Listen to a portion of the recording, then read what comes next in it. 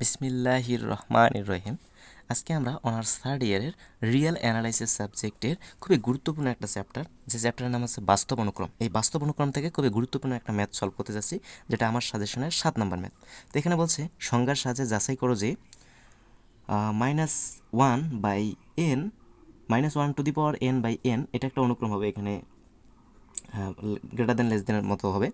এই অনুক্রমটি একটি কোসি অনুক্রম। এই অনুক্রমটা নাকি একটি কোসি অনুক্রম হবে, যেটা ন্যাশনাল ইউনিভার্সিটির অধীনে 2018 সালে সর্বশেষ চলে আসছে।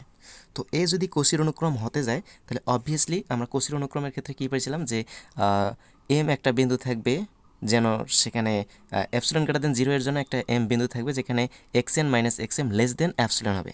এইরকম যদি শর্ত যদি স্যাটিসফাইড করে, তাহলে আমরা বলতে পারবো যে হ্যাঁ, এটা একটা কোসির অনুক্রম। তো চলুন আমরা সমাধানে যাই।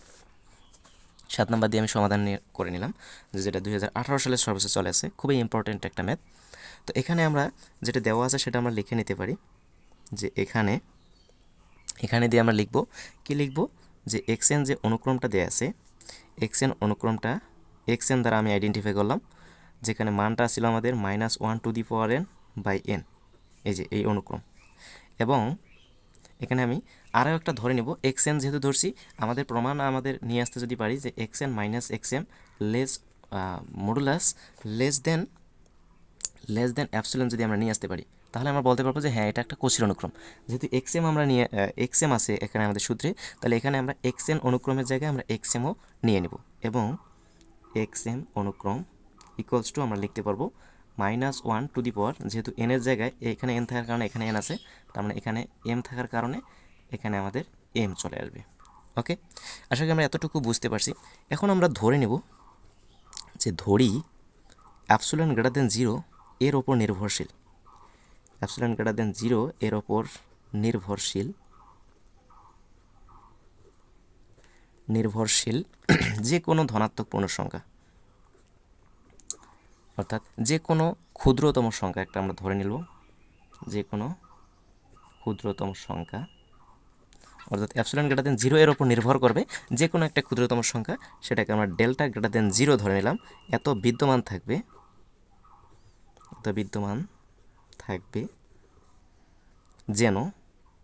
যেন কি হবে, যে xn - xm modulus equals to, অর্থাৎ এই যে অ্যাপসিলন গ্রেটার দেন 0 এর উপর নির্ভরশীল যে কোনো ক্ষুদ্রতর সংখ্যা ডেল্টা গ্রেটার দেন 0 বিদ্যমান থাকবে, যেন কি হবে, যে xn - xm এর মডুলাস এই মানগুলো সমান হবে। অর্থাৎ xn এর মান আমাদের কত আছে, -1 টু দি পাওয়ার n/n এটা একটা, মাইনাস xm এর মান ছিল আমাদের -1 টু দি পাওয়ার m/m।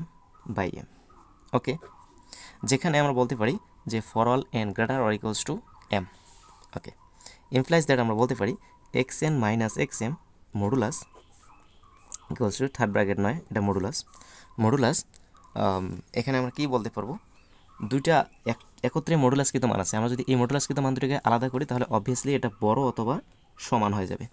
তাহলে আলাদা করে দিই আমরা, -1 to the power n/n modulus plus, এই যে মাইনাস সহ আমি এটাকে একত্রে মডুলাস করব, তো মাইনাসটা আমাদের উঠে যাবে, তাহলে এখানে আমাদের প্লাস একটা নিয়ে আসতে পারি। অর্থাৎ এখানে আমি একটু ক্যালকুলেশন করে নিতে পারতাম, যে প্লাস তারপরে মাইনাস ব্র্যাকেটের ভিতরে নিয়ে আমরা কাজ করতাম। তো এই মাইনাস ব্র্যাকেটের ভিতরে নিয়ে সম্পূর্ণটাকে আমরা মডুলাস করলে মাইনাসটা খেয়ে ফেলবে, তো সেক্ষেত্রে আসবে আমাদের -1 টু দি পাওয়ার m/m। ওকে, আশা করি আমরা এতটুকু বুঝতে পারছি। এখান থেকে আমরা কি লিখতে পারি, যেহেতু এখানে আমরা কাজ করলে আমরা কি পাবো, -1, আচ্ছা এখানে -1 টু দি পাওয়ার n আছে, এই -1 টু দি পাওয়ার n এটাকে আমরা 1 টু দি পাওয়ার n এটাকে আমরা 1 কল্পনা করতে পারি 1/n, আর এখানেও আমরা -1 টু দি পাওয়ার m এটাকে আমরা 1 কল্পনা করতে পারি। তাহলে সেক্ষেত্রে আমাদের কি কন্ডিশন আসবে, যেহেতু -1 থাকাকালীন আমাদের লেস অর ইকুয়ালস টু ছিল, তো সিঙ্গেল আমরা যদি ওই সম্পূর্ণটাকে আমরা +1 কনভার্ট করে নেই, তাহলে অবভিয়াসলি এটা লেস অর ইকুয়াল থাকবে না, শুধু লেস দেন হয়ে যাবে। তাহলে লেস দেন 1/n, মডুলাস উঠে যাচ্ছে, কেননা মডুলাস আমরা উঠে দিতেছি, যার কারণে লেস দেন চলে আসলো, লেস দেন 1/n প্লাস এখানে 1/m। তাহলে আমরা এখানে কী লিখতে পারলাম, যে xn - xm এর মডুলাস লেস দেন কার সমান হবে, 1/n প্লাস 1/m, অর্থাৎ xn - xm less than 1/n plus 1/m। এখানে এই nmগুলো কি, যখন n আর m ধনাত্মক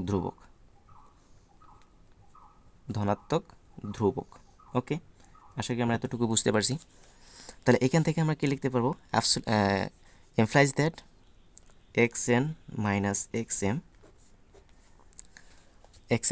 xm অর্থাৎ এখানে আমরা এরকম কিছু জানি যে n greater or equals to m, যেহেতু আমরা এখানে দেখছিলাম যে for all n greater or equals to m অর্থাৎ n আর m প্রায় সমান অথবা m এর চেয়ে n এর মান বড়। তো এখানে আমরা যদি সমান ধরে নিই, n আর m যদি সমান ধরে নিই, তাহলে n এর পরিবর্তে আমি m লিখতে পারবো, অর্থাৎ 1/m প্লাস 1/m যখন n greater or equals to m, অর্থাৎ n আর m যদি আমি সমান ধরি তাহলে n এর পরিবর্তে আমি mও লিখতে পারি। ওকে, তাহলে xn minus xm modulus less দেন 1/m প্লাস 1/m ক্যালকুলেশন করলে আমরা পাবো 2/m। ওকে, তাহলে এখান থেকে আমরা লিখতে পারি xn মাইনাস xm মডুলাস এই 2/m এটাকে আমরা অ্যাপসিলন ধরে নিলাম, যেখানে যখন epsilon greater or equals two 2/m, epsilon greater or equals two 2/m। ওকে, অর্থাৎ এই 2/mটাকে আমরা অ্যাপসিলন ধরে নিলাম, কারণ আমাদের এই টার্গেট ছিল আমাদের এই রকমই কিছু নিয়ে আসা। তো এটাও যেহেতু একটা ধ্রুবকের মতোই, যেহেতু nm ধ্রুবক সংখ্যা, ধনাত্মক ধ্রুবক, তো এটাও ধ্রুবকের মতোই প্রায়, এই জন্য আমরা অ্যাপসিলন ধরে নিলাম। তাহলে xn minus xm less than epsilon. তো এইটা প্রমাণ করা মানেই হচ্ছে এটা কোসির একটা অনুক্রমকে সমর্থন করতেছে।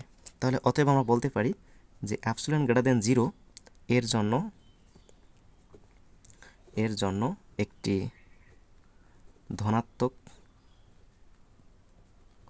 ধনাত্মক সংখ্যা m বিদ্যমান থাকবে যেন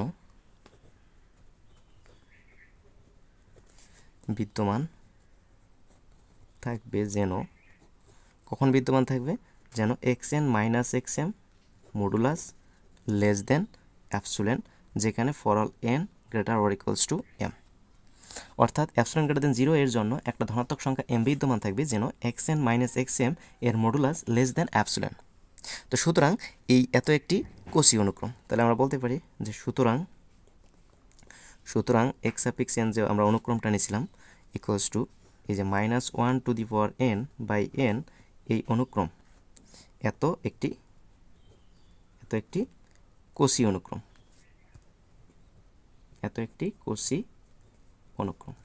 তো আশা করি বুঝতে পারছি, এখানে আমাদের ওটাই বলছিল যে এই অনুক্রমটা একটা কোসি অনুক্রম যাচাই করতে বলছিল, তো আমরা যাচাই করলাম, এটাই হচ্ছে আমাদের ফলাফল। তো আশা করি আমরা বুঝতে পারছি। এরপরও যদি কারো কোথাও কোনো ধরনের বুঝতে সমস্যা হয়ে থাকে তাহলে অবশ্যই পরবর্তীতে কমেন্ট করে জানাবেন। সাথেই থাকুন। ধন্যবাদ সবাইকে। আল্লাহ হাফেজ।